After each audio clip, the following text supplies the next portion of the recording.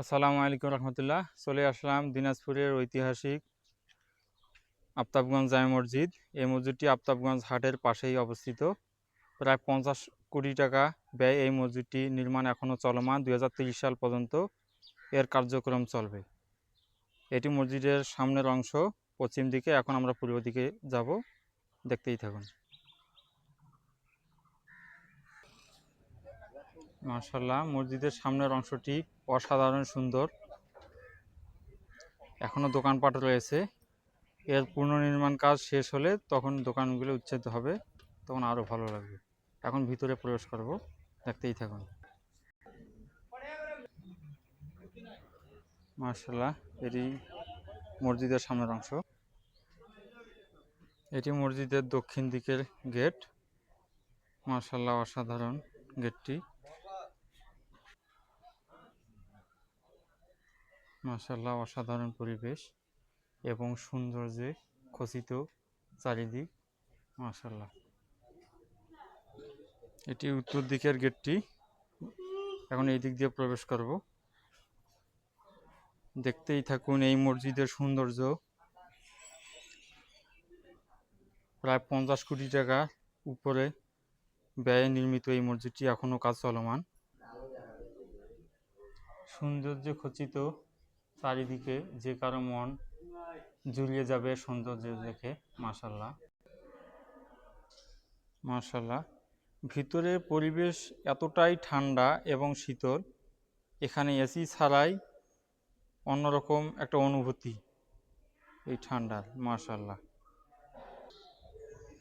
মাশাআল্লাহ, এর সৌন্দর্য দেখে মন মুগ্ধ হচ্ছে। আল্লাহ তাআলার অশেষ রহমত, এই মসজিদটি অনেক সুন্দরভাবে নির্মিত করেছে। এখানে বিভিন্ন ধর্মাবলম্বীর মানুষরা এই মসজিদটি পরিদর্শন করতে আসে। দূর দূরান্ত থেকে অনেক মুসলমান ভাইয়েরা আসে। মাশাআল্লাহ, মসজিদটির সৌন্দর্য আপনাদের কেমন লাগে অবশ্যই কমেন্ট সেকশনে জানাবেন। মাশাআল্লাহ, এটি মসজিদের নিচতলা, এর উপরেও রয়েছে। এখানে মসজিদের প্রবেশের দোয়া সুন্দরভাবে দিয়ে দিচ্ছে। এখন সিঁড়ি বেয়ে উপরে উঠব এবং দ্বিতীয় তলার সৌন্দর্য উপভোগ করব। মসজিদের সিঁড়ির কাজ এখনো চলমান। অসাধারণ সিঁড়ির রেলিংটি। উপরে পাখি বসবাস করতেছে আপাতত, যার কারণে ময়লা যেন নিচে না পড়ে, এ কারণে উপরে পলিথিন দেওয়া। দেখতে পাচ্ছেন পাখিগুলো উপরে বসবাস করতেছে মসজিদের ভিতরে। মাশাআল্লাহ, দেখতে পাচ্ছেন পাখিটি জানালার মধ্যে রয়েছে। মাশাআল্লাহ, সিঁড়ির রেলিং সৌন্দর্য দেখে মন যেন জুড়িয়ে যায়।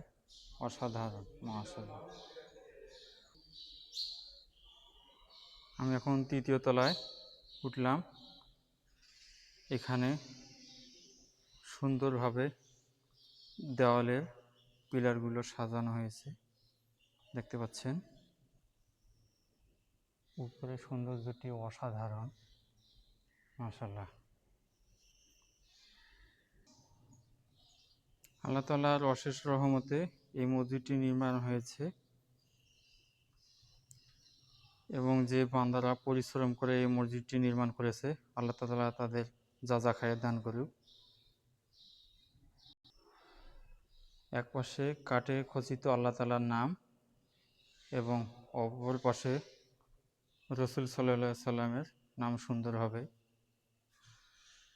কাঠের মধ্যে খোঁচানো। মাশাআল্লাহ, মসজিদটির সৌন্দর্য কেমন লাগলো অবশ্যই কমেন্ট সেকশনে জানাবেন। ভালো থাকবেন, সুস্থ থাকবেন। দেখা হবে অন্য কোনো ভিডিওতে। আসসালামু আলাইকুম রহমতুল্লাহ।